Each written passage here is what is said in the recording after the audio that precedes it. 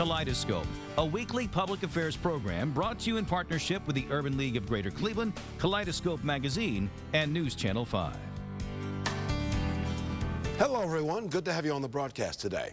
More than 1,600 children are in foster care in Cuyahoga County. Melanie Zabukovic is foster and adoption recruitment supervisor in the Division of Children and Family Services. She's here to talk about the need for foster families as well as what's being done locally in recognition of National Foster Care Month. Later on, we will hear from Bill Young about this year's Blossom Time Festival taking place over the Memorial Day weekend in Chagrin Falls. And on the broadcast after that, Robin Simone of Purple Kisses and Laura Cowan of the Laura Cowan Foundation will tell us about a fundraiser to help women suffering from domestic abuse. Good morning. I'm Leon Bibb. This is Kaleidoscope, and so we begin with Melanie Zabukovic, Foster Adoption Recruitment Supervisor for the Division of Children and Family Services here in Cuyahoga County. Good to have you with us, Melanie. Thanks. It's good to be here, Leon. Yeah. May is Foster Care Month, and we're talking about the importance of foster care. First off, give us a thumbnail description of what foster care is all about. Well, foster care is all about, it's really a temporary service that our foster families do for our kids and youth who come into custody due to abuse and neglect, and it's a safety risk to be with their parents. And so foster parents step in, they advocate for the kids, they take care of medical, dental needs, give them the love, the support, the nurturing environment that they need until their parents can resume that responsibility again. This is not adoption, but foster care. Foster care. Totally it's temporary. different, temporary kind of a thing. Yes. But you can certainly save a life through foster care, yes, can't you? Can. Yeah. What are the requirements for foster parenting? Well, for foster parenting, you have to be 21 years of age. You have to have sufficient bedroom space in your house, no safety hazards in the home. You have to have sufficient income to meet the basic needs. You also have to go through 36 hours of pre-service orientation training and go through a home study process with us. Yeah. This is National Foster Care Month, and we got a photograph here. I just love this photograph, and we'll get a shot of that perhaps on camera number 3. Tell me about what happens on National Foster Care Month. What are you doing locally to recognize that? Well, Cuyahoga County, what we do locally, we always have a kickoff celebration on May 1st. This year we honored 8 families. We developed categories for the families, and we have our community partners, our agency staff, nominate the families. It's a selection process. And then we invite the families to come in, receive their awards and gift baskets. We always have a guest speaker to come in, kind of give inspiration to the families and staff. As well as we always bring back a youth who aged out of foster care, who does some performance. This year we had a young gentleman by the name of Walter Kitt, and he did a beautiful opera performance for the agency staff and the foster families. That photograph I just showed, showing a family there, apparently foster kids involved in this family with this husband and wife here. That's what it's all about, right? Providing family. How vital is family to our lives? Oh, family is everything. That's what I always say. I said family is everything. Everybody needs family. Our sibling groups need family. Our older youth need family. I remember coming home after college and still needing my family at 24 years old. Oh yeah. So when we bring in prospective families, when I'm out in the community talking, when my staff are out in the community talking, we always let everybody know that it's not that foster care and adoption, though temporary, they always need those permanent connections. Yeah. They need the permanent connections after 18 till they're 24, 36, 48, whether you're a support role, a mentor role, a grandparent role. It is family is everything. All the way. A Moving Hearts Gallery, what is that? Our Moving Hearts Gallery is a photo exhibit that travels through Cuyahoga County, and it features our photos and narratives of our children who are available for adoption. Our Heart Gallery specifically focuses on our older youth and our sibling groups. Yeah. We got a lot of kids out there who are in desperate need of foster care, aren't we? Yes, we do. Do you deal with the numbers? What kind of numbers are we talking about? Well, we have 1,600 plus children in custody right now. There's about 634 kids that are in permanent custody, meaning they can't return home. And of that 634, we have 200 kids in Cuyahoga County that we have no identified adoptive families for, and we're recruiting for them. So how can a foster parent potential out there get in touch with you to get in line to become a foster parent? They can call 216-881-5775, and one of my program officers with the Foster and Adoptive Recruitment Department will be more than happy to provide them with information and answer any questions they have. They can also visit our website. And that website is cfs.cuyahogacounty.us, right? Yes, it is. cfs.cuyahogacounty.us. You see that at the bottom of the screen. And then there's a process that you go through. You interview these folks and you make sure that these folks are right for your foster care program. Yes, there's a process. We send them out the information. Of course, there's criteria around criminal records, around safety inspections of the home. We let them know the information up front. We invite them into our pre-service orientation training. It's 36 hours. We hold it in a variety of locations throughout the community at different times during the day to make it more convenient for the families. They also have to submit an application, go through background check, and then a home study process before they become licensed and approved. We are in a desperate situation. These kids are desperately need help, don't they? Yes, they do. I mean, you're just not here just saying it would be nice. I mean, this is a real need. Yes, this is a real need that we have phone calls where our resource managers have at the last minute, whether it be 2 o'clock in the afternoon, 4 o'clock in the afternoon, 10 o'clock at night, placements for children. And our huge challenge is finding families that can take sibling groups, especially our larger sibling groups and our older youth. I will tell you that I have an aunt and an aunt here in Cleveland. They're both gone now, that they lived long lives. But over the years, they brought in perhaps 40, 50 kids into their home as foster kids, adopted 2 of them, and brought them in and made a life for help these children, and these children, as they became adults, stayed in touch with my aunt and my uncle. And that's awesome, and that's what we hope to gather from all of our foster families, that even when the children are reunified, that they still stay in touch and act as mentors for the family, a support system for the family and for the children. Yeah. Okay. Many thanks, Melanie Zabakovic, Foster Adoption Recruitment Supervisor for the Division of Children and Family Services here in Cuyahoga County. Thank you for having me. Thank you for being on the broadcast. And once again, May is National Foster Care Month, and that's why we're hitting this so hard, talking about this desperate, desperate need, which you can fill. Many thanks, Melanie. Thank you. I'm going to take a break. In a moment, we'll talk about the annual Blossom Time Festival in Chagrin Falls. But first, these words.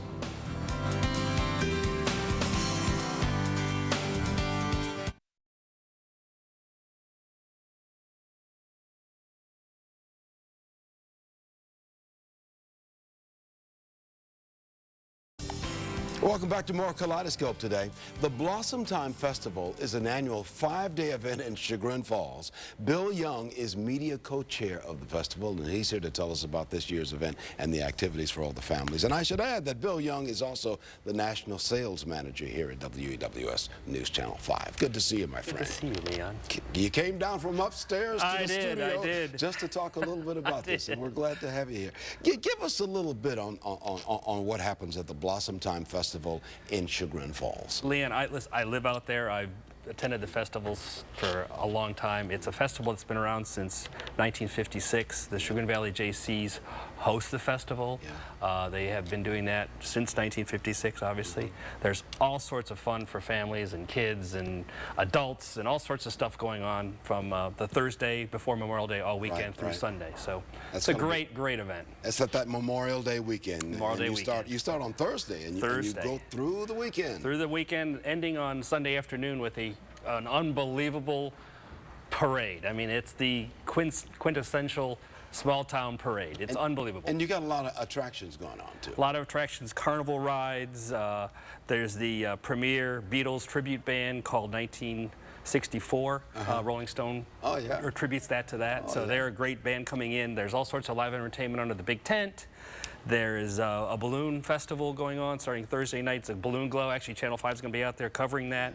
And then balloon races all weekend. So it's pretty fun if you live around anywhere on the east side. You see these huge hot air balloons you can see them from everywhere. They're awesome. And Chagrin Falls is one of the southeast suburbs. It's right on the edge of, right before you go into Geauga County. Yes, Chagrin Falls. It's the most picturesque place, one of the most picturesque places in Cuyahoga County. I got a photograph here that I just love, and it's from their Blossom Time event, and maybe we can get a shot of this. This to me, if I get the reflection off there, that to me is what it is all about. Nighttime on a Ferris wheel. Listen, there's a midway, there's the carnival guys coming in from over the country. It's just, you know what, it's the small town weekend, Memorial Day weekend, festival, parade, carnival, whatever you want to call it. It's you know. And all of this is going to be right next to the falls, because you do it right in that big park. Yep, there's River Park right there. Right next to the falls. This has been going on. This is the 31st year? Yep, 1956. A few years ago, I ran in the Blossom Time Run. It was a 6-mile run. I ran in that. That's always a fun time. I don't know if I can still run. Maybe I can walk it.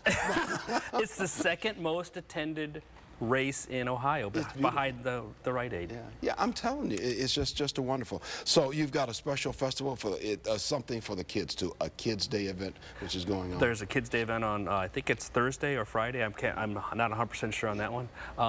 And they do a lot for the disabled kids. By the way, this whole thing raises a ton of money for about 30 charities that are local charities that are supported by this event.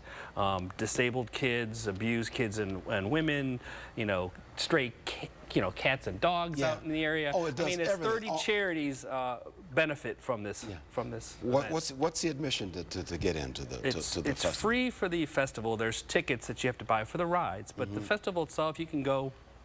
Just walk into the park and enjoy the, the waffles and all the elephant ears. Even if you don't want to ride the Ferris wheel, where you can look out over the valley there. You don't have to do. You don't have to pay for anything. You don't have to pay for a thing. It's all just enjoy the people watching. Again, it's an event. It's an event. What you're philosophically speaking, Bill? Why is this important for a community to do what you're doing and raising money for the charities? It's the charities. It's all about that. I mean, really, that's when 30 charities can benefit on an annual basis. The Green Valley JCs raise money all year long. This happens to be their premier event, but they raise money all year long that supports the charities out in that area. And again, when you have abused women or kids that are benefiting from this, you can't put a benefit or a price tag on it. It's just a great event. And through you and others, News Channel 5 is just glad to have a little piece of this. I'm extremely happy that we're involved with it. It's a great event for us to be out in that area, and you're not going to be in the parade, are you? Well, I might be in the parade. The parade's at 2 o'clock on Sunday afternoon. It starts. Let me see what I can do. Maybe there's something. I know we're going to have a car and stuff. Well, I would even walk it for you. I would even walk the parade. I'll walk with you. If you walk, I'll walk. I've been at Chagrin Falls, where I was the Grand Marshal of a Memorial Day. We had a special thing. I'd done that and gave a speech out there on Memorial Day some years ago. So I got strong ties to Chagrin Falls. I see you out there a lot. It's one of my favorite little places. And when you go to Chagrin Falls, even once you leave the festival site, you can walk across the street to the popcorn shop. Absolutely. Popcorn Still there. Shop. You can look at the Chagrin Falls going over. It's romantic as romantic gets. It is. It's an awesome place. It's going to be Memorial Day weekend. Starts on Thursday, goes through Sunday. That's May 22nd through the 25th. And I guess it'll be on into the afternoon, on into the evening, right? Parks open up, I think, every day at 11 o'clock, and they close at 10 o'clock at night. It goes until well after sunset. Yep. There's also a Taste of Chagrin that goes on Saturday, Sunday in the Triangle. Yeah. So there's a lot going on. I mean, it's pretty much all weekend. Chagrin Falls. If you get to Chagrin Falls, you'll have fun. You'll have fun. Bill Young, who is the Blossom Time Festival Media Co-Chair and News Channel 5's National Sales Manager, who keeps the money flowing into Channel 5 so we keep the lights on. That's right. That's right. It's important. Okay. Thank you. We'll let you go back to your regular job in just a second. Appreciate I appreciate you being here. Coming up next, we're going to continue talking about resources for women facing domestic abuse, a serious problem, but we're going to talk about what you can do to help in that situation. I'm Leon Bibb. I'll be back in just a moment.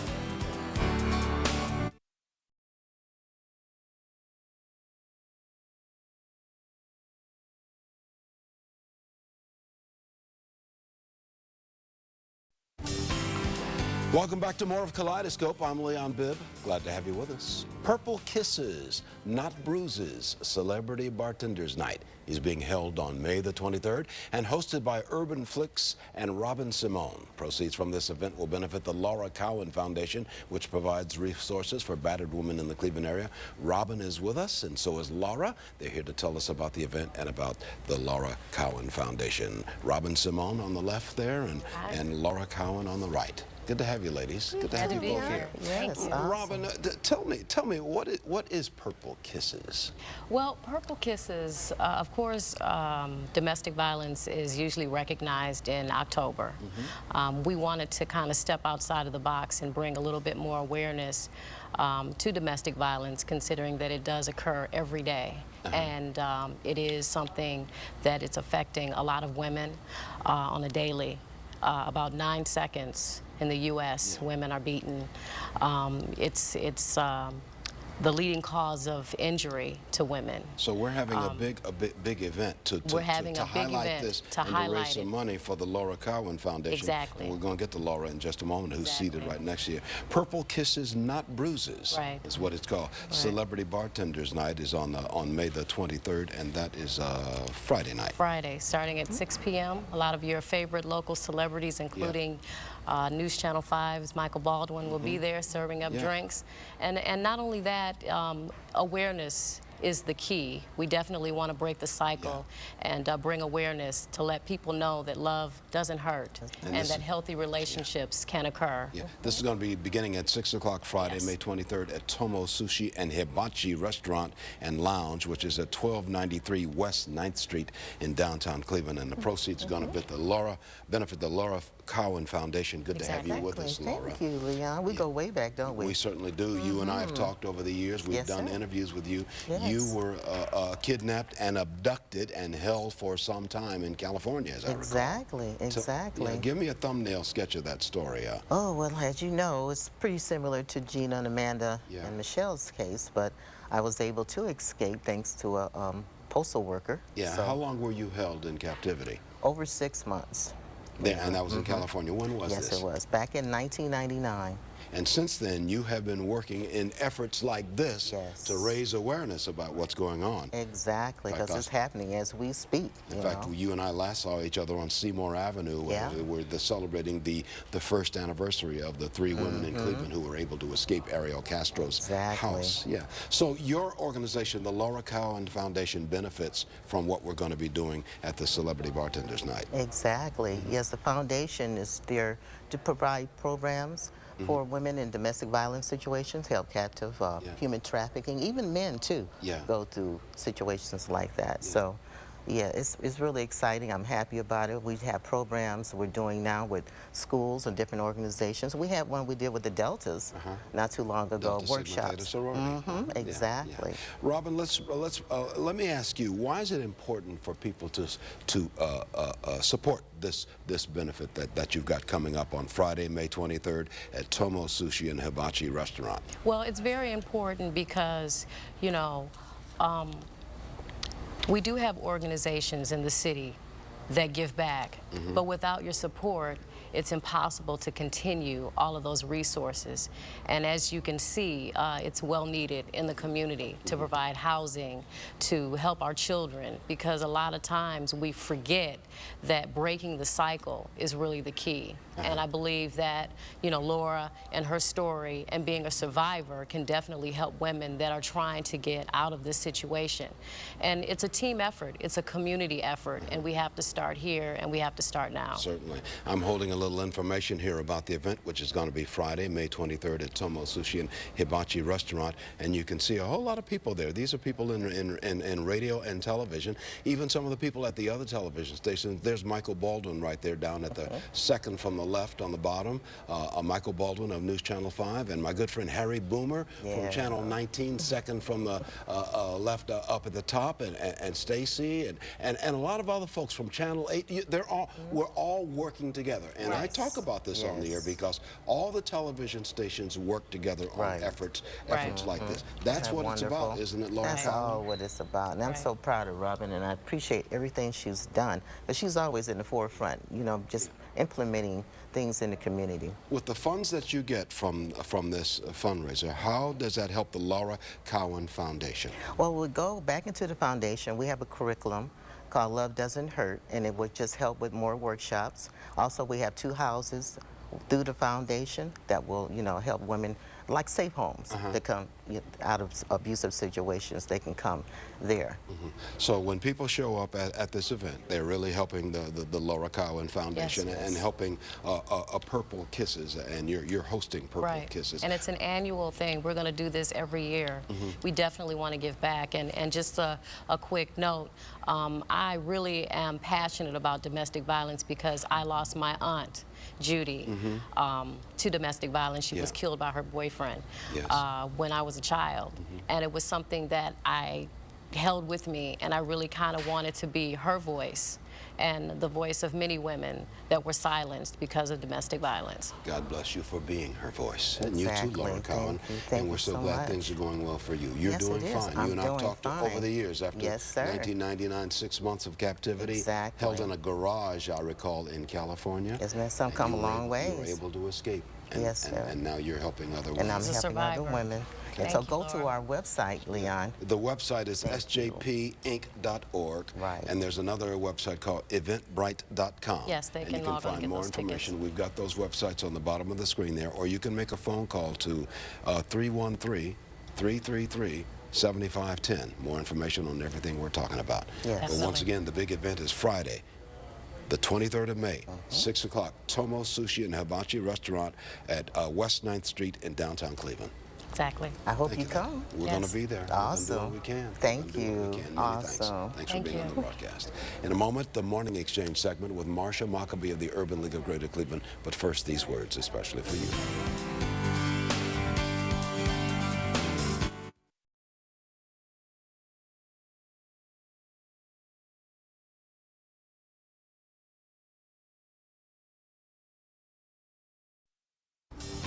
Time for the Morning Exchange segment. That means Marsha Maccabee of the Urban League. Hey, Marsha. Hey, Leon. How are you? I'm okay, okay. Good, good. You know, it's that time of year again when summer's going to be coming pretty soon, and we want to just encourage our audience to make sure that our children who are out of school are involved in some kind of a reading program. Our libraries are great resources for that. It's so important because if children continue to read and pay attention to their studies during the summer, then we reduce what's called learning loss that happens over the summer, which means they kind of have to start over when they come back to school in the fall. You know, my mother took me to the Cleveland Public Library. We went to the Superior branch at East 105th and Superior Avenue many years ago. The first time I went to the library that I remember going, and my whole world opened up, and I've been going to the library ever since. I know, me too, me too. Yeah, mine was the Huff branch, and the same thing. I was part of summer reading programs. So if we can get kids reading, and if we can get the parents to understand how important it is, that opens up the whole world for the children. It certainly does. And it increases vocabulary, which is definitely a piece of what helps children to pass the Ohio Achievement Test and helps them to have better reading comprehension and stay on grade level as far as their reading is concerned. In our final 10 seconds, that's what the Urban League has been pushing all along for decades, Absolutely, right? absolutely. All right. Many thanks, Marsha Maccabee. That's going to do it for us. I'm Leon Bibb. Good luck, be well. We'll talk again.